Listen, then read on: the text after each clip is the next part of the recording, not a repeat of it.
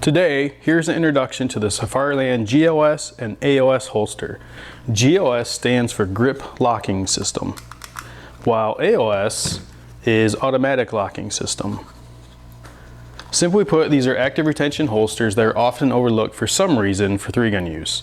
At some point, you're going to see someone have a pistol bounce out of a holster or even get pulled out due to snagging a prop if you participate in 3-gun for very long. Better safe than sorry, so I recommend a active retention holster if you're going to participate in multi-gun. The GLS has a very light lever here where your grip pan middle finger is going to be when you get your firing grip. That lever is very smoothly shaped and is light in force, such as you establish your grip, it moves out of the way, and thus actuates the locking mechanism inside the holster to release the pistol. It is so light that it basically isn't noticeable as you plant your grip and extract the pistol. The lever doesn't interfere with your grip or force you to do movements that are counter to the raw actions of gripping and drawing the pistol. This particular model is called the ProFit, the 578 ProFit, and it's supposed to fit well over 100 different pistols as it is adjustable.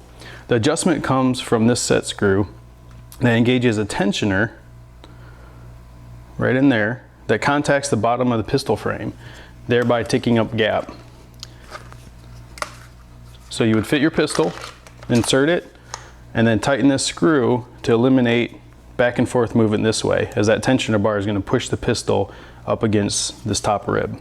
It's very simple and quick to adjust your pistol to whatever model you're going to be using.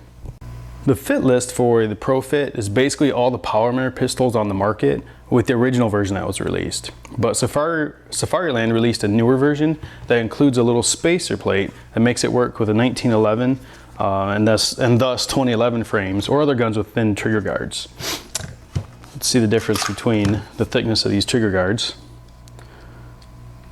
You can see how that 1911 type frame on that 22 pistol is much thinner than the trigger guard on this 22 pistol. Same thing with that 2011 frame. Trigger guard is much thinner. So in the updated version, there's a spacer plate inside.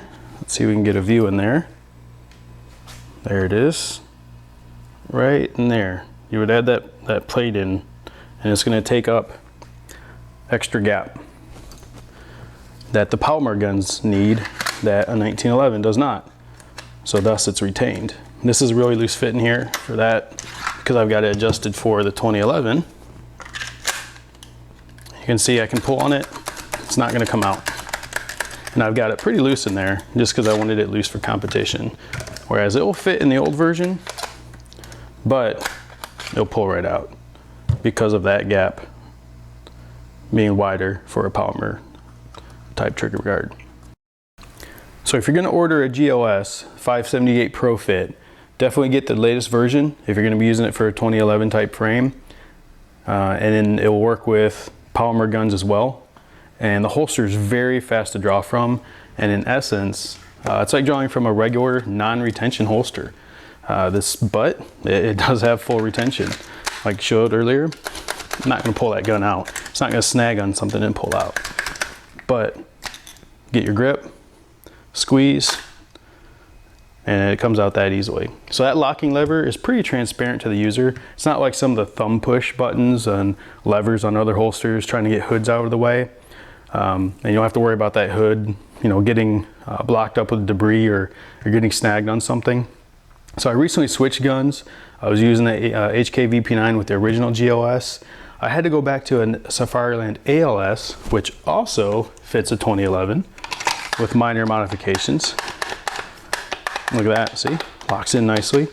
And the funny thing is the ALS, which is a great holster, has been around for a long time, it's very fast. It was almost disappointing to go back to it after using a GLS because it's not as natural and smooth. Practice time with the ALS lessens that disappointment, of course, but I'm sharing that comment as a testament to how natural and mindlessly easy the GLS is easy to use. So, like I said, the ALS is a great retention holster also. It's plenty fast for 3-gun with a reliable, easy to use mechanism. It's been around for a long time, and the lever is just actuated just like that, and you just pull. So as you get your grip, actuate the lever, and you're actually going to come off and disengage your safety anyway. So your thumb's right there. Very easy to use. On the ALS, when you actuate that locking lever, it's actually disengaging a locking bar inside that engages the ejection port. The ALS can also be adjusted for how tight the gun fits in there by a set screw on the inside in there. And the same thing, it's got basically a tensioner bar that presses up on the bottom of the gun to press it against the top of the holster that way. So one lesson I learned the hard way with both of these holsters is that or any holsters, is that you should review where your mag release button is when you get the holster. On the VP9, when I was using it with the original GLS, the plastic had to be cut away right here because even though it cleared the mag release, if you pressed hard enough on that plastic, it would actuate the paddle mag release of an HK and actually eject the mag after the draw. So with that original GLS, it took less than a minute just to cut away plastic with a knife, not a big deal. With the updated version of the GLS, with the 2011 frame, it was really set up for a 1911, but even then the 2011 fits, but the grip's much wider. So as you can see here, I had to cut away a lot of plastic for that big mag release button, and that's pretty excessive compared to what a regular 1911 type mag release button looks like. But had to create that clearance. Also had to cut back on this locking lever, make it quite a bit shorter. You can see the length of it in comparison between the two right there. And so I had also reprofile on the inside edge of it so that as it was coming up, it would not hit on the grip. And you can actually see the grip tape was getting scraped away right there because of that. So if you're gonna have a 2011, be prepared to cut away on the holster, cut this guy down. That's a pretty big button that sticks out pretty far. You may be able to get a smaller one, and I'm gonna experiment with a smaller one. One from Dawson that I can actually comes oversized larger than this, but you can cut it down and shape it. Because what happens is, if I get too far forward on the holster, as you're pulling it out, let me see if I can try and show this on the camera. I can still get it to hit right about there, and it's possible I could get to press on the button a little bit. But if I just stay back and don't kind of rotate as I pull the draw and bring it straight out and kind of rotate the pistol back, it fully clears. So just something you're gonna have to experiment with your gun. You may not have that problem, but it's something to check. The holster body for both of these is durable, sturdy plastic, so there's no worries about it, getting torn up by some of the cheaper Kydex that's out there. The GLS is not a duty holster. It's intended to be a concealment, plainclothes officer holster, but it is a great selection for competitive shooting sports and outside the waistband concealed carry. I'm a big fan of it after using it for about half a year in competition use with 2 different types of guns. Well, to be fair, we'll see if that opinion holds up as I use this holster more that I modified for a 2011. It's a drop-in fit with a 2011, but you just had to be, like I mentioned earlier, had to be aware of what your mag release is doing in this lever here, having to cut that down. Not a big deal, easy modifications, but something to be aware of. With the ALS, it's almost a drop-in fit. We'll talk about that in a minute. The retention for both of these holsters has been more than adequate for running around in 3-gun. The nice thing about it though, is you got that great retention, but you got very easy, fast draws. There's no manipulating of the levers that are not natural, or hoods that you have to get out of the way, or worrying about trying to hold your pistol in with one arm as you're running around. On the ALS, you'll want to cut away a bridge of material that actually goes over the safety like this, as it kind of blocks getting to the latch. And so for a competition, we don't need it. For someone in a duty situation, you'd probably want to leave it, just stay away from that safety.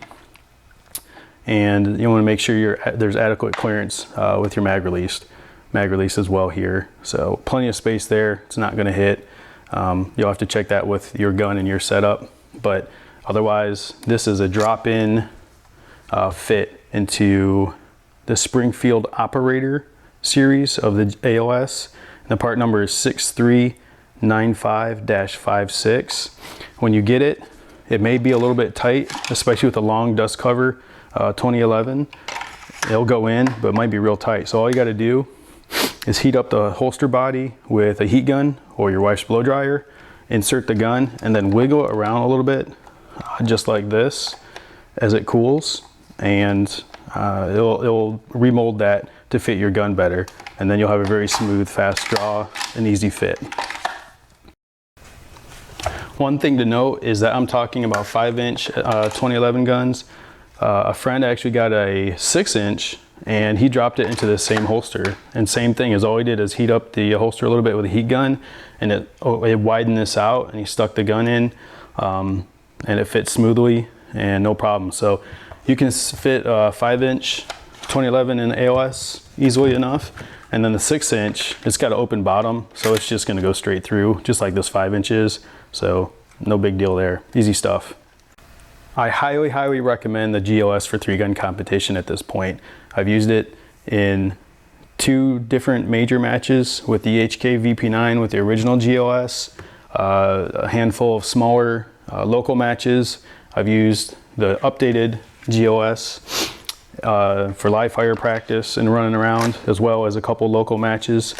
No issues with it. So at this point, very happy with it. I'm a huge fan, but I'd like to put more time on it, make sure I don't encounter any issues with the 2011 and the new version of the GLS. I don't expect there's gonna be any issues, but just wanted to note it. The design and function are great, allowing you a natural grip that's fast and unimpeded. And my second choice for 3-gun would be the ALS. I used that for a number of years before coming across Safariland releasing the GLS. It's plenty fast to draw from, but it costs more at a purchase price. And it isn't quite as versatile as a locking mechanism. It's specific to the model of gun you have, since it grabs the ejection port. So if you did switch guns at some point, you'd have to get a different model of ALS, a different part number. With the GLS, you would just adjust the tensioner on the bottom for whatever the new gun you have, and you possibly would need to swap in or out that shim depending on the width of the gun's trigger guard. So I could take, you know, a polymer gun and fit it right in there. The spacer's in there right now, so the trigger guard won't go in, but the gun itself would fit right in. So there you have it. It's 2 active retention holsters with simple locking mechanisms. They're reliable, they're robust, they're simple, they're fast, they're natural. They provide a natural draw, especially the GLS, and they'll accommodate your 2011 or a similar type gun like that. So you can switch platforms at some point, run polymer guns, switch to a 2011 or vice versa. You don't have to fight with some of the Kydex out there and hope that it holds up, because a Safariland product is a quality product that's going to last, and you can go full speed in 3-gun without worrying about your pistol jumping out, or don't have to look like you're a one-armed bandit running around holding your pistol in. So have fun and stay safe out there. Thanks for watching.